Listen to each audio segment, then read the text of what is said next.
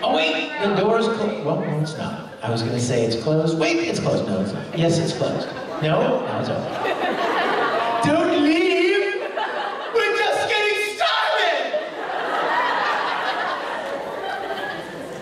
Damn. Lost 3 more. You guys, I have missed Vancouver so much.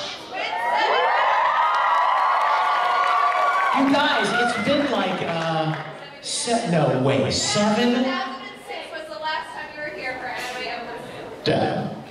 It's been 7 years. I came to Anime Evolution. Who did I get to meet at Anime Evolution 7 years ago? Anybody? Dane, yeah. Anyone else? Yes, thank you. Hi, sweetheart. I had such a great time, and you know what's funny is I've been up here several times since then, but for work, not for any events. So when I was contacted by Revolution and they said, hey, you want to come to our convention? I said, where is your convention? And they said, Vancouver. Yes! You had me at Van. I love your city. I love your city. So thank you guys for being here. Those of you that just came in, what I was talking about was the concert DVD that I just played you a clip of. I'm super excited. We recorded this concert live at Anime Matsuri in Houston, Texas, last year. And it looks really good, and it sounds good, it's good music. But the thing that I'm very excited to tell you about are the bonus features. Because we all know that the bonus features are the best, right? Everybody expects the stuff that's on the front, but it's the bonus stuff that's exciting. Shortly after I had started recording Fullmetal Alchemist, the first Fullmetal, like a long time ago, probably 7 or 8 years ago.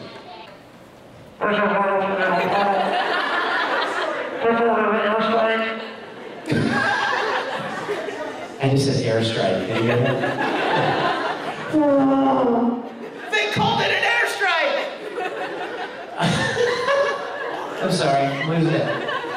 I had a little pulled pork sandwich from the maid cafe, and it's going to make me crazy. Anyway, shortly after we started the first Fullmetal Alchemist recording for the first series, I loved that show so much. Zero. I can't tell you how much I loved it.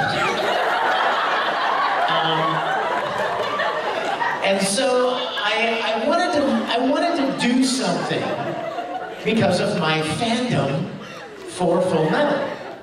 And so I got some of the other voice actors together, and one weekend in Houston, Texas, we did something called Fullmetal Fantasy. Don't get scared. What I'm about to tell you is highly volatile. If you ever wondered what it would be like to see voice actors cosplay as their characters.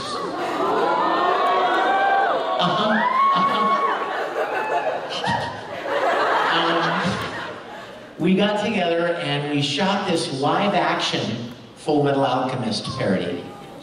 Maka. I see a Maka. Maka! Your dad loves you. And so we shot this, and then I showed it at conventions. Has anyone here seen it? No. Look, 1, 2, 3, 4. 4 people in Vancouver. Fullmetal Alchemist. That's true. And so I only showed it at conventions. The only place you could see it was at an anime convention. I didn't put it online. It wasn't included in anything, anywhere. It was never available. And a lot of people wondered, he got really popular for a long time on the convention circuit. And then Funimation called. Who is it? Funimation. So I let them in and they said, we heard that you did this live action Fullmetal Alchemist thing. And I said, yeah. And they go, we heard it's getting pretty popular. And I'm like, yeah. And they're like, stop playing it. Why? I love your show, right? I mean, what better testimonial for something, right, that you're excited about than than for the actors involved to want to do something like this just for fun because they love the show so much. And Funimation was like, yeah, that makes perfect sense. However, we don't have any permission or any kind of a license to make Fullmetal Alchemist live action. So we don't want the Japanese company that owns Fullmetal Alchemist to get mad. Okay, well, why would they get mad? I mean, we're promoting their show. Yeah, but you know, we don't want to make anybody mad. So I stopped showing it. For years, I stopped showing it. And then about a year and a half or two ago, Funimation, after Brotherhood came out, and there was a little bit of distance between the original series and now, Funimation said, you know what, it's okay, you know, start sharing it. So I usually show it at my convention, at my concerts that I do, my live music concerts. So when I decided to make a DVD, I thought, you know what, I should probably just go ahead and suck it up and put it on the concert DVD. So now Fullmetal Fantasy, for the first time, is available on the concert DVD. And you guys, it's available to anybody that's interested in getting a concert DVD. So I want to let you know that's on there. Also, another bonus feature is, how many of you, I know probably a lot of you know American Idol, right? The talent competition, right? Well, long before there was an American Idol, there was something called Star Search. Does anybody remember Star Search, right? Well, here's really the part you may not have known. I was actually a male vocalist challenger on Star Search. I was a singing vocalist challenger, and I did win. I was very embarrassed about my performance, so I buried the video. So like, except for the people that watched it way back when it happened, nobody's ever seen it. And it was rather embarrassing because it was 1993. Yeah, I heard that. Jeez, I wasn't even born. Thank you. Thanks so much.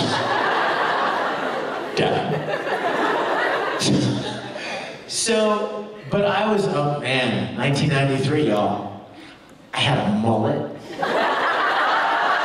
And I was wearing a purple double-breasted suit. I told you, don't get scared. I told you. I warned you. And I mean, I sang this song that I wrote, and so I was looking for some other things to put on the concerts as a bonus feature. So also on the concert DVD is the Star Search appearance in 1993. Have mercy on me, all right? So if you get one and you come back tomorrow and you go, you and your mullet.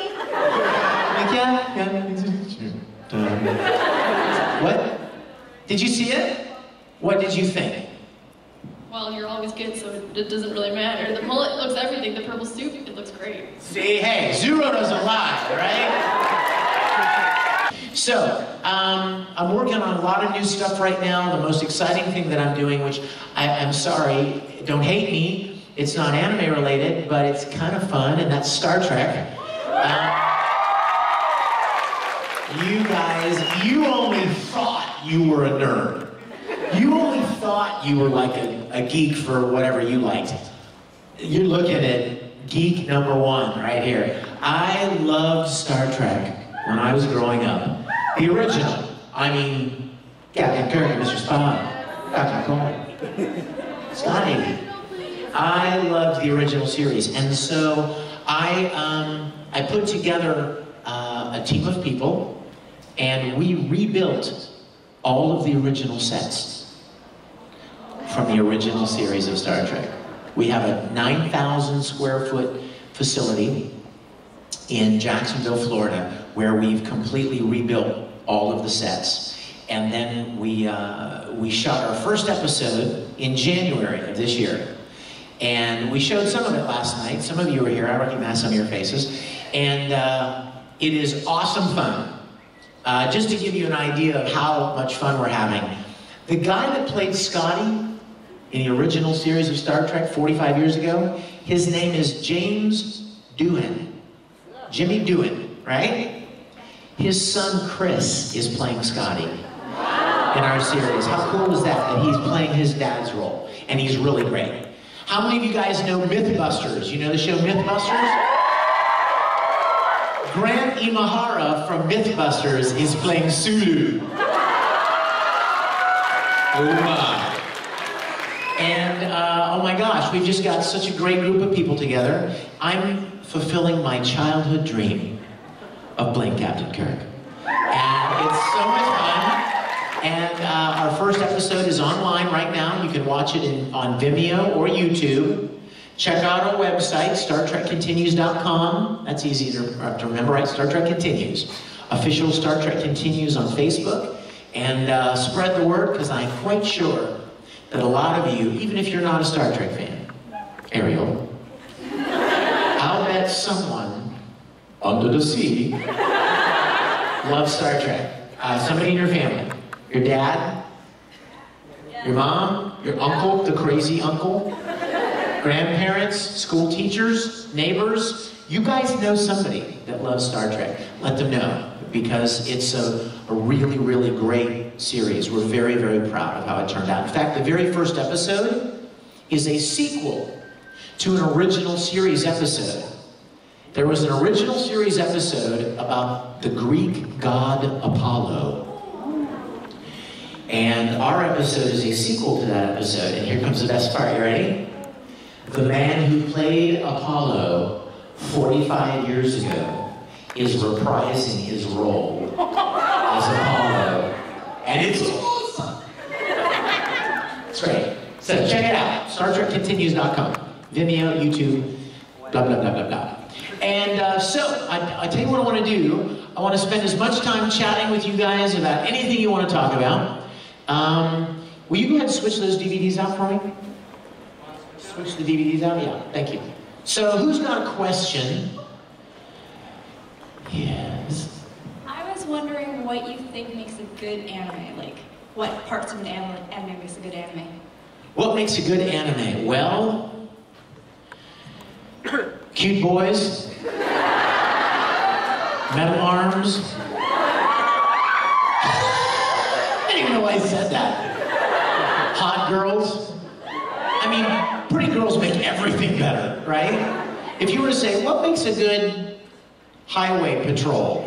Cute girls. I mean, it doesn't matter. You know, what makes a good library? Cute girls. I mean, you know, that's always a winning thing. You know what? I gotta tell you guys. You know what's something? I'm so glad you asked that question. You know what? No one's ever asked me that question before, and I've had a lot of questions asked of me. I have found over the years that I've been voice acting, and it's been like, I don't even know, 13 or 14 years now, and 200 different series. I'm always amazed that they come up with the things that they come up with, the stories. I'll be dubbing a show, and you'll think you know where it's going. You'll think you have some idea of what's happening, and then it's like, whoosh, and you're like, whoa! They blow your mind with amazing plot twists and story arcs that go places you would have never imagined. If I had a nickel for every time I was in a recording booth recording, and something happened, and I said out loud, how do they think of this stuff? It's like, how did they even come up with this idea? I am always have been, for the entire time I've been voice acting, amazed at some of the awesome stories that anime tells. I don't even know exactly how they do it, but they're masters at storytelling. I've been involved in so many shows that have just had me laughing 1 minute and crying immediately the next minute. And that takes a really special kind of a storytelling to do. Because some shows are funny and they stay funny. That's what their goal is, be funny. And some shows are tragic and the goal is to be tragic. But to be able to weave so many different emotions together and on a dime have your emotions, you know, going like a roller coaster, that really takes a special skill and talent. And a lot of great animes have it. And I think that's one of the reasons Fullmetal is so popular. It's just a great series. 1 minute, you're laughing out loud about Ed being short, right? Or throwing a tantrum, and the next minute you're in tears because something has happened that really grabs your heart.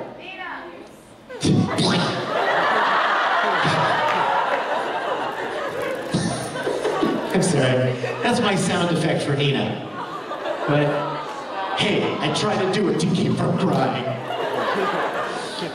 But you know, and you know what? I'm sorry, but OURAN High School is another example where it's so funny and wacky, and you think that's all it's going to be, and then suddenly they do this backstory, and you find out why Tamaki even started the host club, because he has his family hates him. He has no family really to speak of that he feels any love from, and so he created this group of guys at his school to approximate a family that he doesn't have. And suddenly you're like, they trick you, you know what I mean? They get you loving characters because they're funny and wacky and cute and endearing, and then suddenly there's this tragic backstory going, oh, I love that. And so many good animes do that very, very well. Thank you, that's an awesome question. Yes? I was wondering, in the original series, when Envy kills Edward, were you shocked? Oh my gosh, was I shocked. I had no idea. You know what? When she came, look at that. When she came to the autograph session yesterday, you know what the first thing I did was? She walked up with her camera, and I went, baby, baby, baby, oh, baby, baby, baby, no. See what it says on the back of her phone? Beaver! So, and it's all bling too, all blinged out. Justin would be very proud. He would like that case. I have to tell you, can I tell you, remind me your question, but I have to tell you a funny Justin Bieber story. You're like, aren't all Justin Bieber stories funny? No, but this one's particularly funny because it involves me, and I have no idea how somebody perpetrated a huge hoax.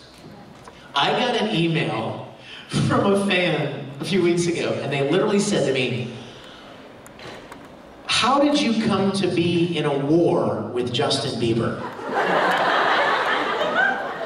And I wrote back, WTF? What? I don't understand. They wrote me back and they said, apparently you're in a Twitter war with Justin Bieber. I read it, and I'm like, no, I'm not! Justin Bieber doesn't even know who I am, probably. And I don't tweet to Justin or about Justin. I think he's a talented little guy, but apart from that, I mean, I don't have any feelings about him. And certainly have never mentioned him in Twitter. And I said, what are you talking about? So they sent me a screen capture. It said Justin Bieber. It looked like literally a screen cap of a Twitter exchange. It said, Justin Bieber, let me think. It said, let me try to remember what he wrote. Did I save it? Because it was too funny. It was just too funny. Let me see if I have it still. I think I did. Hold on. Because I just have to read it to you. Wait. No. Said it? Wait. No. Where are you, Justin? There it is! I'm even gonna let you read it. Is that okay? I want you to read what Justin wrote. The first one. It says Justin Bieber. Read it. Vic, go ahead. Mignogna. Mignogna sucks. Come at me, non-believer. Vic Mignogna sucks. Come at me, non-believers. Now you read what I wrote back. Presumably wrote back. At Justin Bieber, say that to my face. Wait, it gets better. Just to do this. I am a goal. Presumably, I wrote back in all caps, so you know that's important. Say that to my face, you, S-H-I-T, I am a god. Now, anybody that knows me knows I would never in a million years write that. So I was aghast. I was like, somebody made this up, and I didn't really know what to do with it, you know? I didn't know what that was all about. But that is my Justin Bieber moment that never happened. Now, in answer to your question, which I don't remember. I got it. When Envy killed Ed. You guys, the director played the worst trick on me. I'm doing the recording, you know, and Ed's fighting with Envy, and Envy's turning into these different faces, right? And Ed's doing it, fighting, he's doing all this fighting, right? And then suddenly, Envy turns into his mom's face, right? And just for 1 minute, Ed pauses and, right? Gets run right through the gut. And he falls over. And there's that last shot of the puddle of blood oozing out from under Ed's body. I was in the booth and I was like,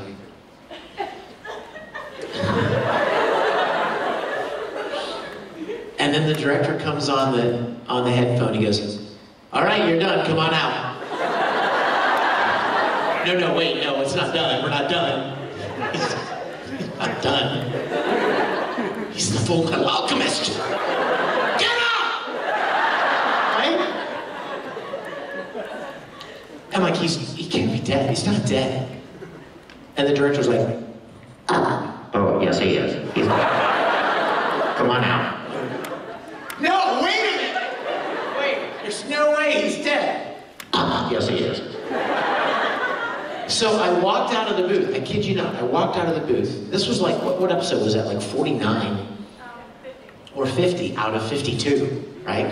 So I was like, remember what we talked about earlier? About those crazy twists that they do in these things? I was like, you gotta be kidding me. They did not just kill him. And I was really sad. I was really depressed. I was like, oh my gosh. I came out of the booth and I walked up to the director and so I just looked at him and was like, really? And he goes, yeah. I'm like, really? And he goes, no, he comes back. Thank you, God! I was like, no way, right? I was traumatized. I was so traumatized when that happened. Because I didn't know it was going to happen. I purposefully shielded myself from the last handful of episodes of Fullmetal because I didn't want to know what was going to happen. I had become so invested in these characters. And I loved everything so much.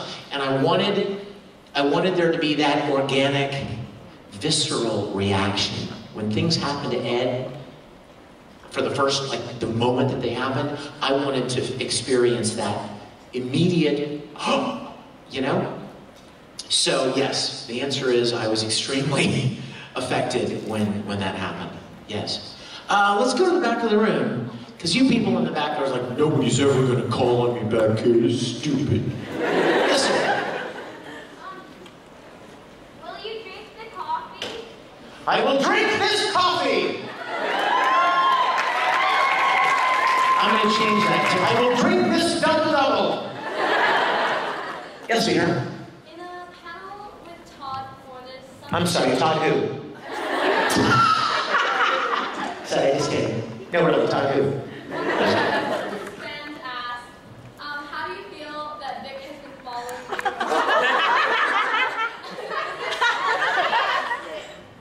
you? Excuse me? Well, that completely assumes a false premise. I haven't been following. What? I've been. I wanted to say, like, I thought you guys were like good friends or something because I noticed that you were like in a bunch of like animes together. So I was just like wondering, like, are you guys good friends or is it just pure convenience? And I think I broke Todd when I asked. And what did Todd say? He was just all like, he was just like walking around, and then like he sounded like he was like about to break down. Did he? I love this story. Todd was about to break down, and what?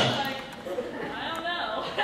Oh, he's a dope. I love Todd. See, look at me. See, this is me. See, I had to write out right there. Just throw it out there, right? I'm not gonna skirt around the question. I love Todd. Todd is the annoying little brother I never had. You know, he's a good guy, and I mean, come on, guys. He plays Mr. Spock in my Star Trek series. Okay, Would I possibly let him play Mr. Spock in my childhood dream series if I didn't like him, right? I love Todd. He is a great, and you know what? We have a lot of fun. We tease each other and we have this fun little rivalry sometimes, but at the end of the day, we're good friends. We're very good friends. And I mean, truly, I mean, I'm 20 years older than he is.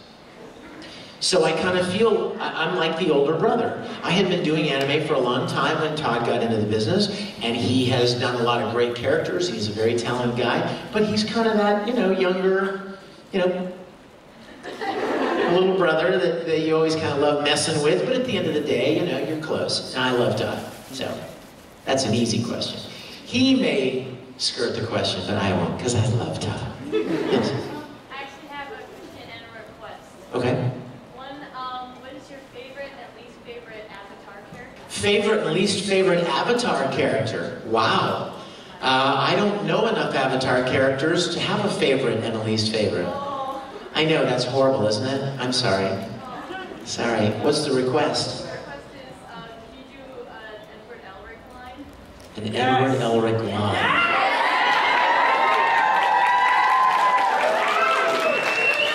How many of you were in the Fullmetal panel yesterday?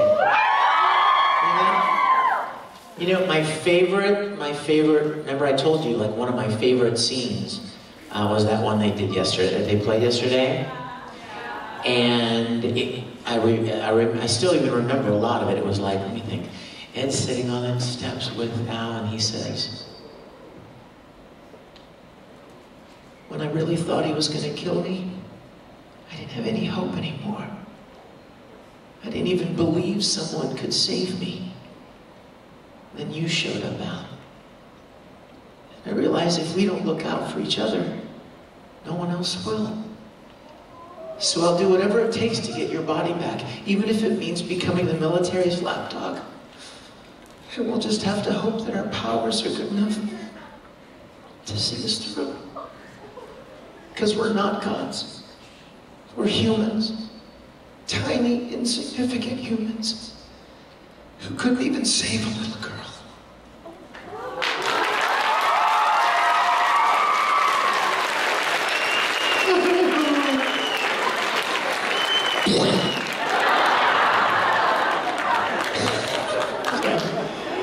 It's a defense mechanism. Yes, my darling. Oh, that was really cool, like together. We'll let you both do it. You first.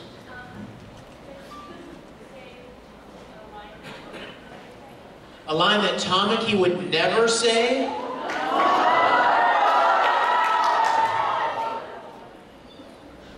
I am so hideously ugly.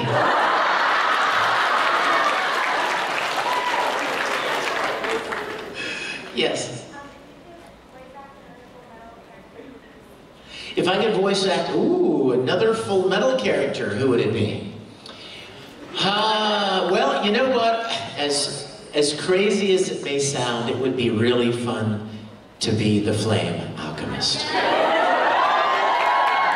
I would love to be Colonel Mustang. That's right, with my miniskirt army. But Travis, like, was made for that role. He's perfect. So I would try out, and then I would not get it because he was perfect. Yes. What was your favorite line to do from OURAN?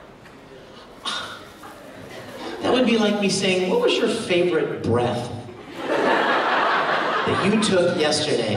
I mean, there's so many great lines in OURAN. Oh my gosh! I mean, you know. I mean, there's so many good ones. As soon as I start to say or think of one, I think of 5 others that are really great. Tamaki is just, you know, he's like a little treasure trove of funny moments and weird things that he says. You know, a lot of people always ask me to do the coffee line, and I love doing it because it's just really weird. It's so random. But that's kind of become a favorite. Mostly because you guys enjoy it, you know. I've found over the years that the things that I end up enjoying most are the things that you enjoy. So when we go in to record something, we do all of this work in a very short amount of time. And a lot of times we don't even remember anything else that, I mean, we don't even remember any one thing, you know, because we don't have to memorize the script, right? Because we're not on stage, so we can have the script printed in front of us. And it's just like, go, go, go. And so you don't remember a lot of the things that you say unless you do an event and people say, will you say the line where you such and such? And I'll be like, remind me.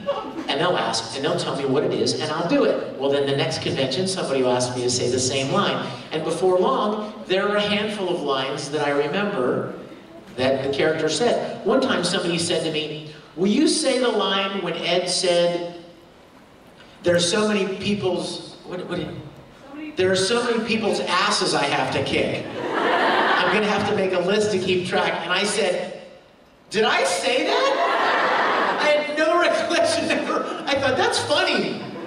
I had no recollection of saying that.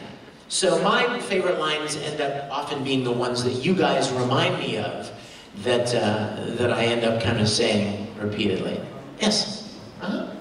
Are there going to be more tribute war videos? There are no more tribute wars because I crushed Todd in the last tribute war. Did you see Todd of the Rings? I'm sorry, there is nowhere to go after Todd of the Rings. You guys, she was asking about... Yeah, which was nothing. It didn't even come close to the epicness of Todd of the Rings. I'm sorry. I'm sorry. Todd and I were doing a little, what we call, it's, you know, I started it, and I'm to blame. Because I made a little video as a joke to Todd, and he made one back. And he kind of upped it a little bit. He kind of upped the ante. And so I was like, oh, okay. So I made another one. And then he made another one. And I made another one, and he made another one.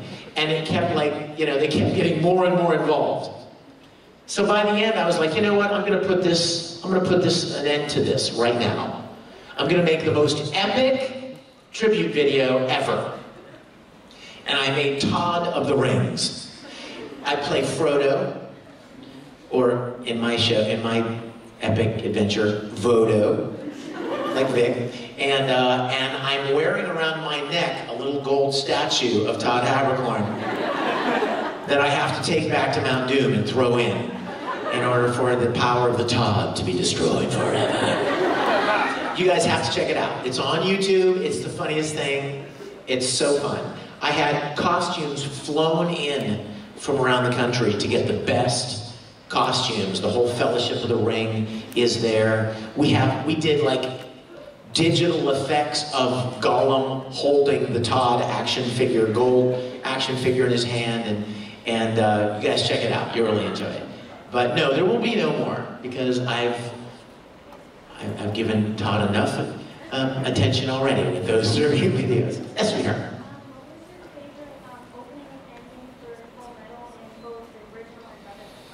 Ah, songs, wow. Favorite opening and closing from Fullmetal. Well, you know what, Ready, Steady, Go is such a great song, right? I mean, you can't even escape the tractor beam of Ready, Steady, Go. But then, you know what, the very first one that I ever heard was, I think it's called Melissa. Love that one. And then my favorite closing, I don't remember the name either, I just kind of remember the melodies, with the girl that goes, you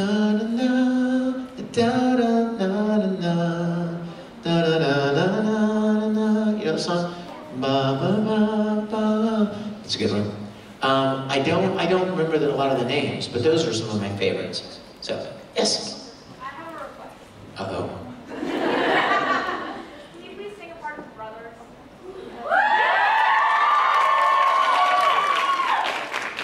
I could. That's true.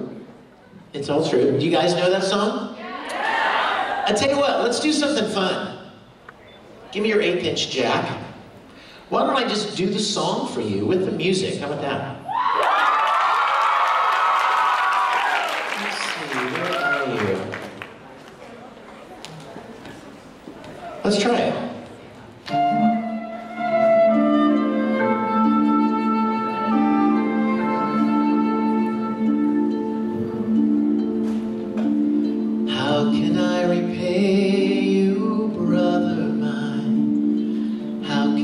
expect you to forgive. Clinging to the past, I shed our blood, shattered your chance to live. Though I knew the laws, I paid no heed. How can I return your wasted breath? What I did not know has cost me dear, for there is no cure for death.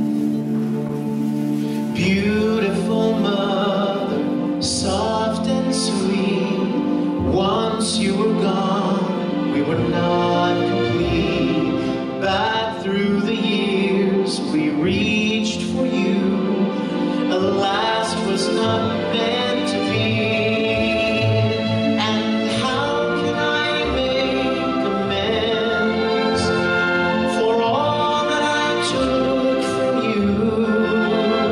I led you with hopeless dreams. My brother, I was a fool. Music break. Air violin.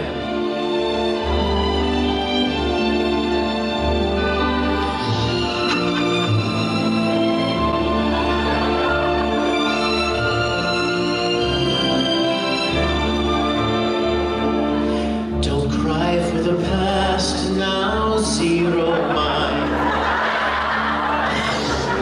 I'm free from blame. Nothing can erase the things we did, for the path we took was the same. Beautiful mother, soft and sweet, once you were gone, we were not complete. Back through the years, we reached for you. Alas, 'twas not meant to be. My dreams may be blind and mute. I long to return to that time. I follow without a word. My brother, the fault is mine. So where do we go from here? And how to forget and forgive? What's gone is forever lost. Now all we can do is live.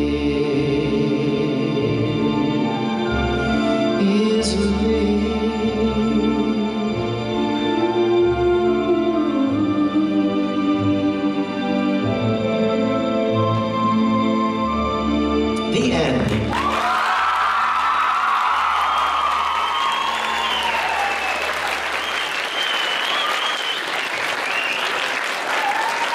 That was unplanned. That was a little unscheduled. By the way, shameless plug, that song is on the concert. And I actually played the piano along with it too, which is it's a beautiful piece on the piano. I know a lot of you guys play the piano and instruments, and it's beautiful. Yes? What is your favorite Kurt Weber moment? What is your favorite Kurt Weber moment from Fullmetal? Oh, Kurt Weber! Oh, Fullmetal Panic. You know what I'm really embarrassed to say my favorite moment from Fullmetal Panic was? Fumofu? The hot springs episode? Where Kurtz is going to take the little boys up to the hot springs to see the girls bathing in the hot springs. And he's like, you can call me Kurtz, baby. And the little boys are like, okay, Kurtz, baby. And Kurt's like, I didn't say the boys could. I love that episode. You know what's funny about Fumofu is that like Kurtz was hardly not in it at all. And I'll never forget, we had so much fun in the series, in Fullmetal Panic, and the director called me in one day and he goes, hey, we're working on this Fullmetal Panic series called Fumofu, and he goes, I'm sorry though, there's not much Kurt Weber. He like only shows up in one episode, and it's this wacky Hot Springs episode. And I'm like, well, yeah. Because I loved Kurtz. I wanted to do more Kurt Weber. So he said, well, you know what? There's no Kurt Weber really, but I want you to play this other guy. in Fumofu, he's called Pony Man.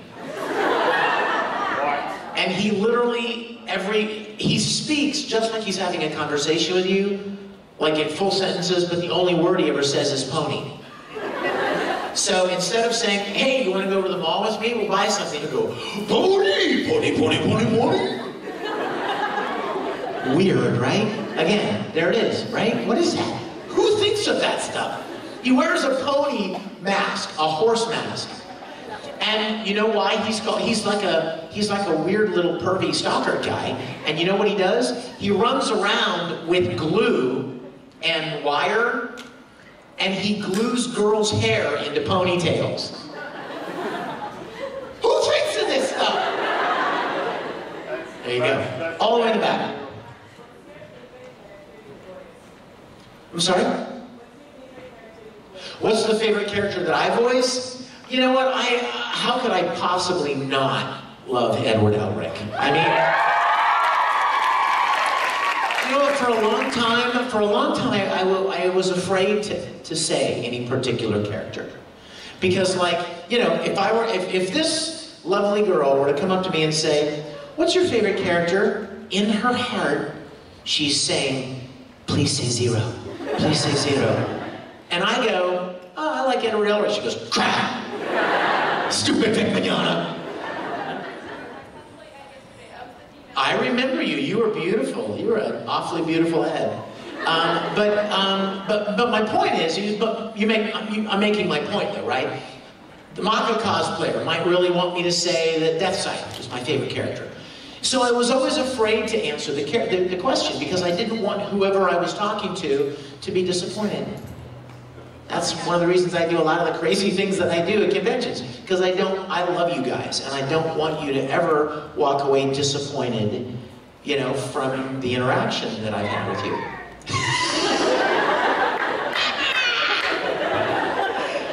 That sounded like, I'm melting!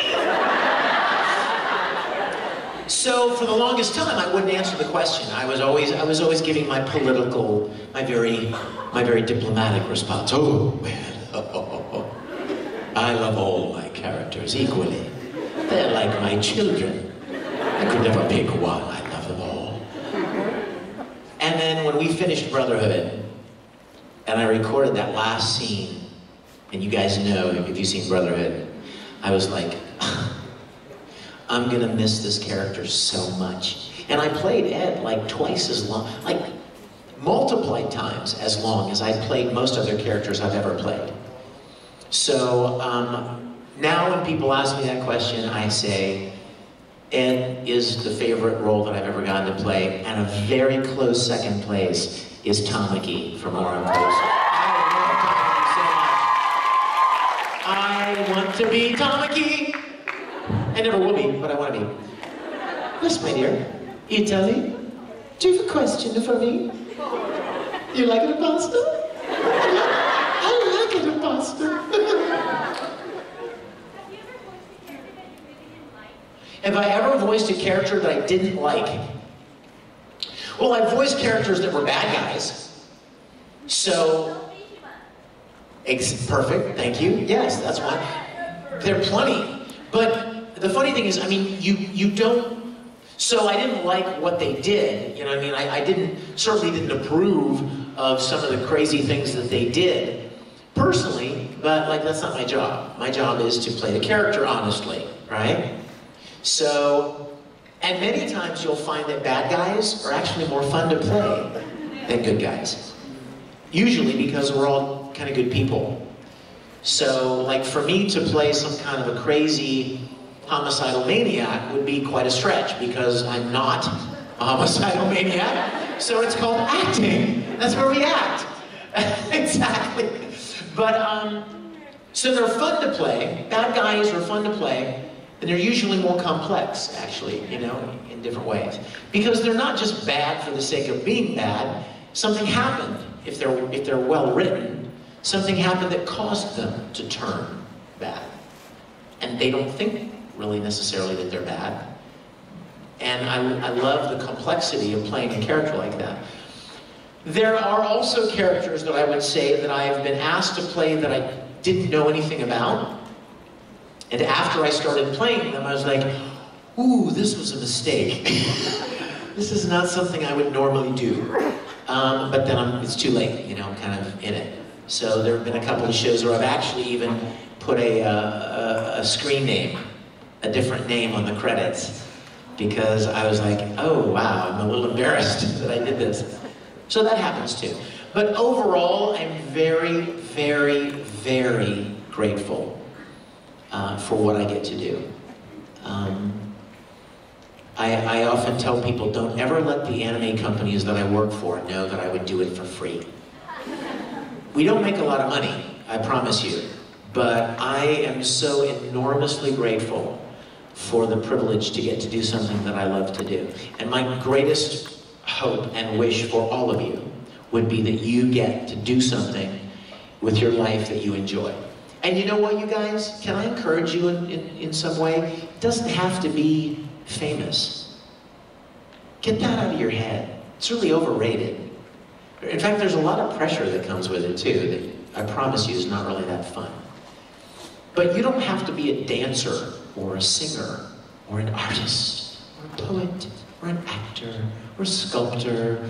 You don't have to be any of those things in order to be valuable and to do things that you really enjoy doing. I said last week at a convention, you know what I love to do? Something I really enjoy doing? I love it when you vacuum the floor and you make the zigzag lines on the carpet. I love that. There's nothing fancy or famous about that, but it just gives me a little bit of joy, you know? And there are people that get joy out of all different kinds of things. Arranging things in a way that's organized, or accomplishing a task, or using skills that they've been given to do something that brings them great joy. It doesn't have to be something famous or make you a millionaire. I promise you guys, a lot of you guys are probably under 20 or in your 20s, and fame and wealth and riches, all this stuff is very overrated, you guys. It's very overrated. If you can find something that you have a joy, that just gives you a joy to do, no matter what it is, find a way to do that, make some money to pay your bills, keep a roof over your head, keep food in your mouth, some clothes on your back, and you will be a very, very happy person, I promise you. And I want that for all of you. Oh, what are you doing? Is she trying to get it? She's trying to get your attention. My hand is getting tired. I'm sorry. If only you were the only person in the room. That's why I'm being quiet, but I'm having fun. I'm supposed to be deviant. That's why I'm wearing this jail outfit so much. But standing up very tall. So there's no hiding. I tell you what, I will make you a deal. I had already called on this person, so hold on 1 second, you'll be the next question. Yes? I just wanted to ask, was there ever, actually a question and just one for that. Go ahead. The question was there ever a role that you ever did, like you had to reply to, like, not this again? Well, you know what? Did you hear that? He said, is there ever a role that you've had to reprise and you were like, oh no, not this guy again? No, in that I love what I do. So any chance to do what I do, I love. Italia coming, and that Greece has more to do. Thank God, right? Because apart from saying, I like cats. You know what I mean? That's about it. So I'm very excited about that. Any chance to reprise roles, I would love. Now, having said that, Broly from Dragon Ball Z tore my larynx into little pieces of shredded paper. He was really hard on the voice. So I love playing Broly, but it hurts like crazy. And especially if you're a singer, right? You get a little scared when you abuse your voice like that. Because there have been people, I'm not the first, there have been people out there who have blown their vocal cords out. And then they like have to have surgery, or they can't talk for 6 months, and that would be like, you know, that would be really bad for somebody like me. So, yeah, characters that have a lot of yelling is there are directors in Los Angeles that I'll call them, I'll be like, hey, you know, I haven't seen you in a long time, or I haven't worked with you in a while, what are you up to? And they're like, well, we haven't called you because we're working on Call of Duty 12 or something, where everybody does one thing. Get out of here! What's that? Right? That hurt, just doing that little bit right there. Can you imagine doing that for 4 hours? So, like, there are people that literally don't even call me when they're working on certain games or something, where everybody just screams and yells all the time. So, I just did another Broly thing a short while ago, and he hurts, but I love Broly. Yes, go ahead. Yes, I would love to hear you flipping out about your height as Edward. Do I look short to you? Yes, and...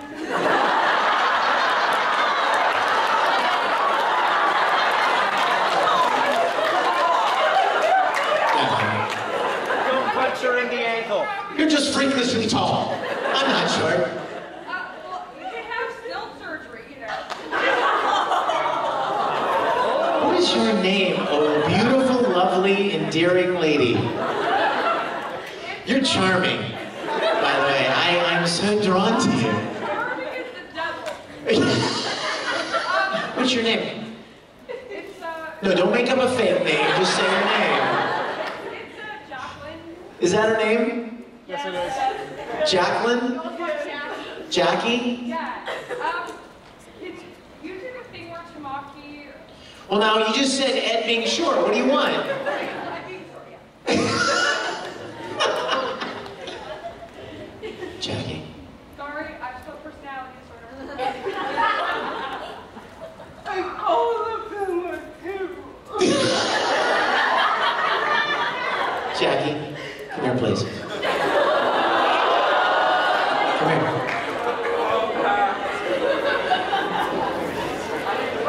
Come here, Jackie. I want everybody to see you. Come here. This is Jackie, everybody. Now, she doesn't look like Satan, but she just very well may be.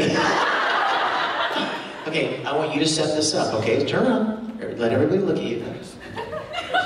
Face forward. And I want you to say, hey, who's that little shorty over there? Hey, who's that little shorty over there? I am out of history!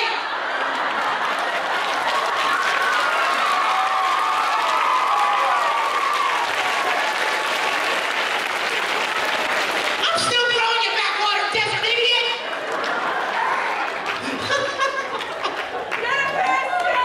Okay, can somebody please ask me a dignified question? Please, is this a good thing? I'm trusting you, buddy. Yeah. I'm coming to you, I'm counting on it. A while ago, you did an animated movie called Mass Effect Paragon Lost. Oh yeah, the Mass Effect movie, yeah. What did you do to sort of, in the way of research, so you knew what was going on? Absolutely nothing. What did I do in the way of research? Nothing.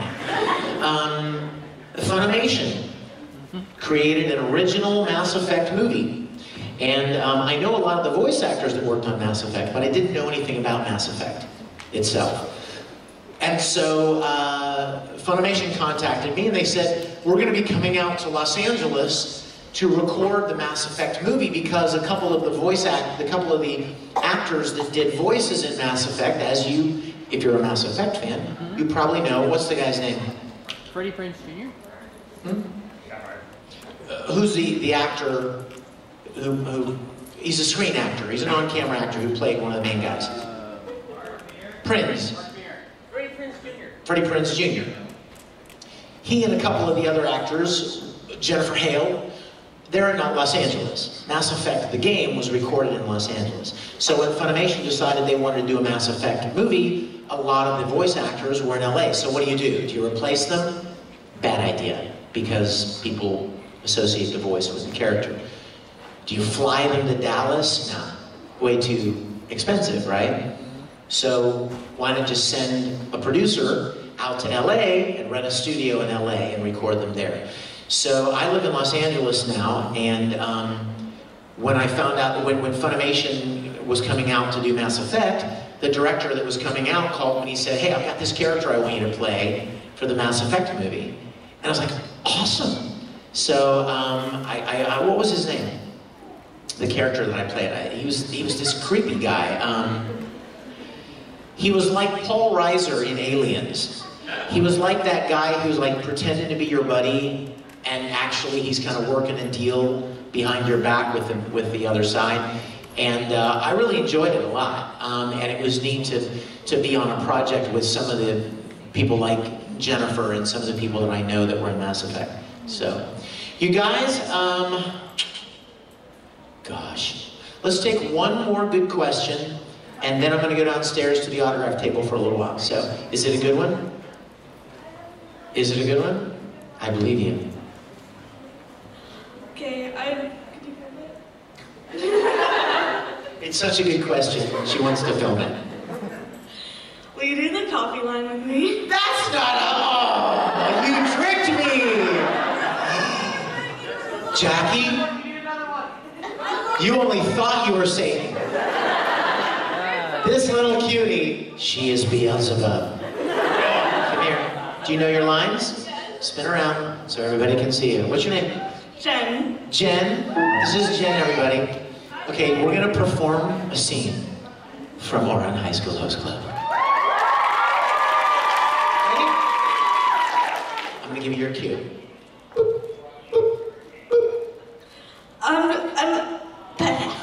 Let's start again. Ready? Take two. I'm afraid my father would be mad at me if I drank this. But what if I let you drink it from my mouth?